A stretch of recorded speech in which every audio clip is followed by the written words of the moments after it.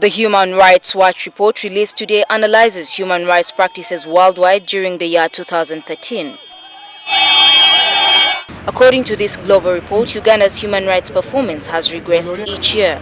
The report accuses government of continuously suppressing freedoms of assembly, expression, and association. In particular, the report accuses the government for suppressing efforts by civil society organizations in holding the government accountable by threatening activists with arrests. The year 2013 saw the rise of the Black Monday movement, a civil society initiative aimed at fighting corruption by holding the government accountable over taxpayers' money. The movement engaged in peaceful demonstrations which were always blocked or foiled by police. During some of these demonstrations, some members were occasionally arrested. The World Report states that activists providing information on government expenditure and trying to fight corruption were instead obstructed, and some faced criminal charges such as inciting violence, something that infringes on the freedom of demonstration. Human Rights Watch says several opposition politicians in 2013 were arrested and detained. Several were charged for holding unlawful assemblies.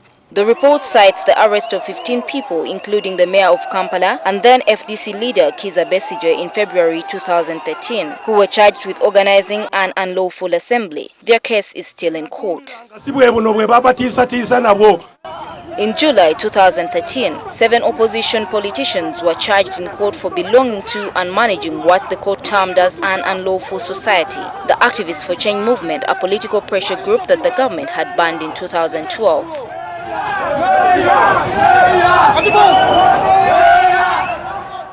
Parliament in August last year passed the Public Order Management Bill, which the report says further restricts the space for public critique of government. The global report describes this bill as vague and notes that it abuses the right to assembly. This law grants the police powers to permit or disallow public meetings. The report also indicates that the Ugandan government has continued to suppress the freedom of the media, citing the closure of the Daily Monitor newspaper and 2 other media outlets on May 20th last year. Also highlighted is the state of corruption in Uganda, which according to the report remains pervasive at both low and high levels, while civil society activists trying to fight the vice are threatened by the government with arrest and unlawful detention. The report also pins the police for misconduct during riots, blocking public assemblies, and failure to account for its past abuses. And our work is to maintain law and order, and whatever we do aims at maintaining law and order in the various communities. So the issue of human rights, we urge members of the public to know that rights have duties and responsibility. In the enjoyment of their rights, they have to also respect the rights of others, and as police we have to come in to make sure that the rights of others are respected and also to make sure that the laws of Uganda are observed.